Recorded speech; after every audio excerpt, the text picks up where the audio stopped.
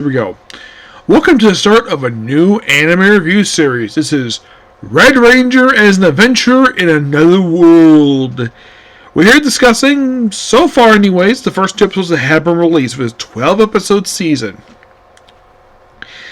Now, the premise of the season, we start out basically, we have our standard, kind of like an end of like a Sentai series. We had the 5 Rangers where they're battling one last monster, and of course, Ranger has to go because their mech is damaged. It goes battle in the fortress, beats the bad guy, and instead of flying back to Earth, he gets transported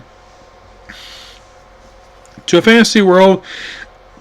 Hits his head because the manga, for some reason, decides to skip a lot of this and go straight to him basically when he meets up with the girl of the series, which I'll get to her. So then we see he's surrounded. There's this area he's in, looks like some ruins with these green crystals. And then we jump ahead 6 months later, where this beautiful sorceress named Iola, who, when I first looked at her, she looked like basically a bit of a grown-up version of Megamine, kind of in a way, except she shows up her midriff.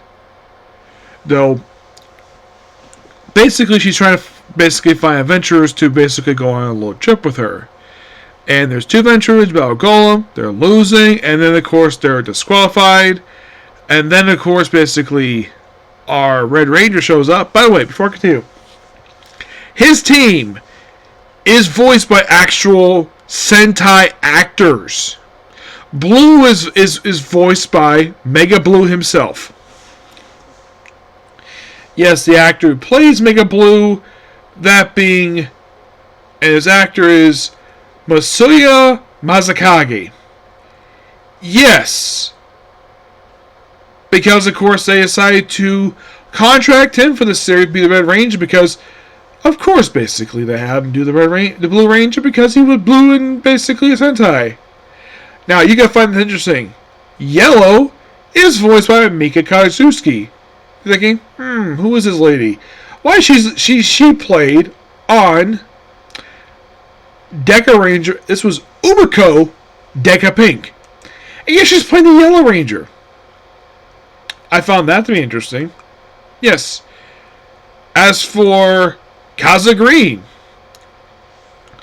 well, this is interesting when it comes to him. He was Ninja Blue from Kaku Ranger. Yeah. So we have a blue voicing green. Don't know why for that. And then we have the Pink Ranger. Get this. You're going to love this. So the actress that plays her was on Go Busters as Yoko. Yep. The woman who eats candy and basically burns like calories. You see 1 bar of candy, she's basically done. I'm kind of surprised basically they got her. Did this. It's kind of weird you have a Yellow Ranger a woman who voiced a Yellow Ranger playing a Pink Ranger, and a Pink Ranger voicing a Yellow Ranger, and the only one that actually matches the color they played into the Sentai was blue. Oh, and their mechs basically are this. Red's dinosaur, because of course it is. Green is a gorilla. Yes. Pink, I think, is a dolphin.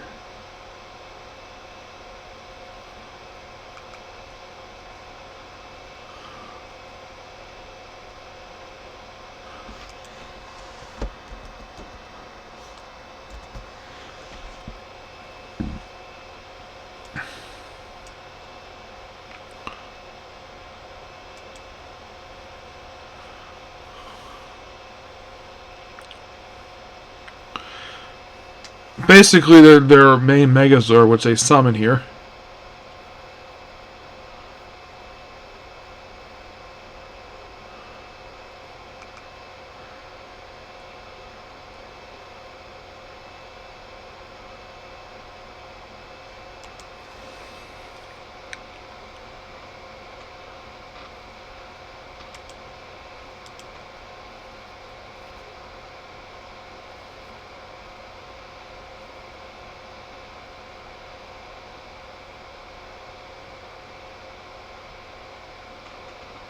Okay, so it's his is Tyrannosaurus. Yellow is a tiger. Blue is a bird. Gorilla is green, and pink is a dolphin. Yeah, I'm like, that's interesting. So then he defeats Illa's golem, and he gets hired by her. So the quest is to go to a dungeon to retrieve these manga crystals. By the way, you see him transform, and of course he asks, "What's with the explosions and the equipment that you have? Like no magic." So then they go to this dungeon. Well, how they get there is interesting. After he jumps in the window, transforms, carries her, and summons basically this turbo boost thing to allow him to fly. And apparently they kill 3 flying monsters along the way. They get inside the dungeon, battle more monsters, and apparently can pick up any drop items because he basically used his gun, like marriage pistol, like it was like a bunch of love stuff, which like that's interesting. So after all these monsters, then they manage to find what they're looking for. It's a big, and all of a sudden they come across a freaking dragon. So how to beat a dragon? Summon the freaking Megazord, which I'm like, how are you able to summon it, even though that the Rangers... this is never really explained in the series of how the heck he's able to summon this damn thing, much less even freaking morph. Like, somehow it's making connection to it. Like, it's not really explained here, per se. And then I follow the anime, that's all the manga for this. So, they bring out the Megazord, which basically... Now, the interior reminds me a lot of, like, the cockpit they have for the 5 Rangers. You know what this reminds me of? I kid you not. Like, the first thing I think of with these tables they have in front where they're basically standing in front of, this is what it reminds me of. I'm trying to think, what was it that had this? It reminds me of the Time Robo. When they're combined with one of the air mechs, where it's like a table. That's what it reminds me of. I'm like, that's interesting. You think of these little tables, and of course they use this big blast, which comes in the freaking T-Rex mouth. By the way, the T-Rex being the mouth, like beyond the chest, that's interesting. Now you're probably thinking, has there been, of all the Sentai dinosaurs that I have seen, which one has it where the Red Ranger, where the mouth is basically the chest? It did not happen with Zoo Ranger. You think, okay, did it happen with, did it have a Kyroger? Nope. Did it happen with, Abba Ranger? Nope. Not really. This is the first time for Dinosaur one, basically T-Rex is the middle. So they blast the thing, and of course they bring out the crystals. Of course, participate in the research. About she reveals her dream is to be restored to the position of Royal Scepter after Father was removed position after, well, he lost to the current person who apparently uses the magic for like the aristocrats. Yes. And basically kind of bond. So then after completing the quest, she went to become an adventurer. And she's like, maybe I was meant to meet you here in this world. And it caused her face to blush. Yes. Implying possibly she may have developed feelings for him, presumably. And he actually does support her in her dream to basically become the Royal Scepter. Basically the court mage. So, and then the very next episode, it's like he has to run away from her because she wants to put a needle in him. Yes. And at one point he's on top of him. It's like, oh, he's gonna put the knee in him. Like, nope. And there's a joke about it, and of course made a joke about it. Like, yeah, get in a room, you two. And then they decided to just take a quest in order to. By the way, the two adventures the previous day, they decided to insult her father, calling him a coward. So he, of course, doesn't want violence between the three of them, so he proceeds to, well, have a contest, complete a quest. Which I'm sure the Guildmaster is like, that's fine. Go ahead, go.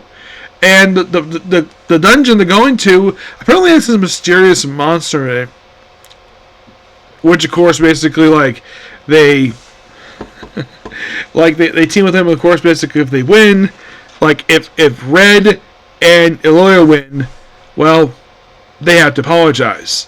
If those two win, they Eloya gets to do whatever the heck they want. And apparently the fans says here, put her in a bikini. And possibly other stuff with her, and of course, Red's like, nope, gotta win. Then the court beats the monster. Like, oh, Red, some of your think, oh yeah, and the cave is too small. But look at just my sheer coincidence, a lot of monsters, anyways. And then comes the big monster that came for, which is basically similar to what General they fought. Which I heard through the voice. I'm like, wait, is that his turn? Possibly. And she's an ice monster. It was the General, anyways. And of course, like General, they probably have a concept of a General, despite the fact they're in a fantasy world. There's such thing as General. So,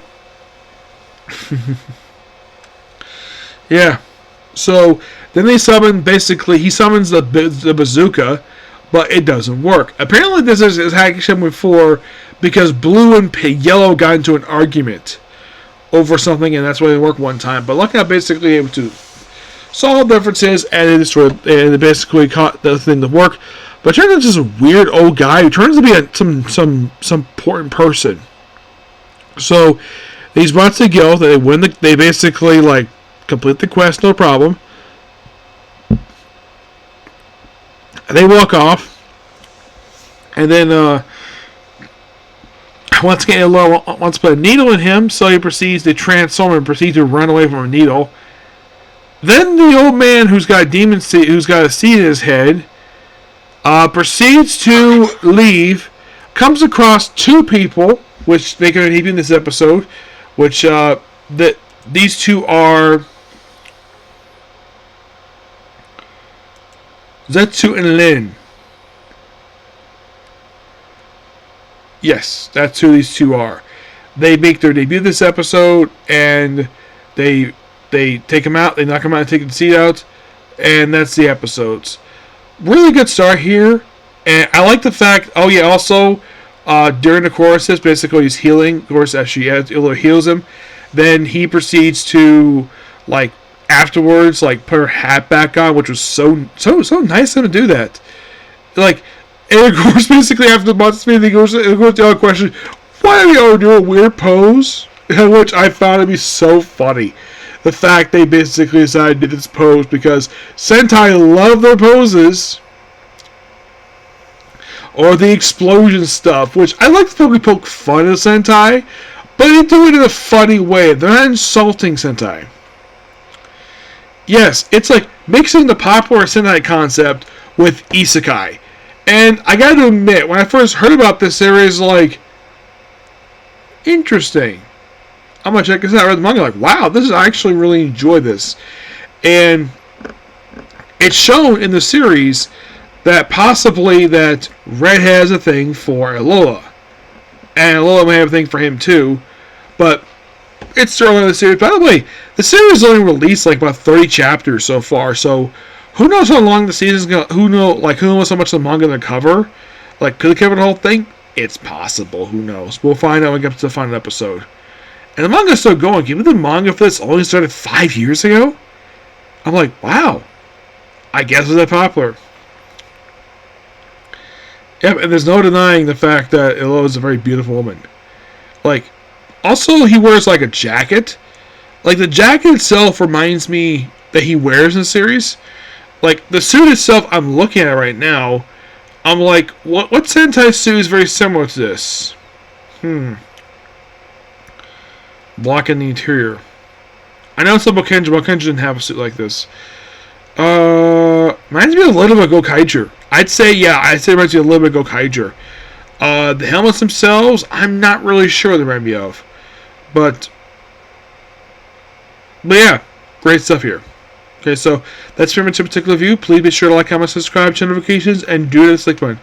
Well, on to another isekai, headhunted to another world. And unlike in the case of this one, which was only 2 episodes released, this has 3.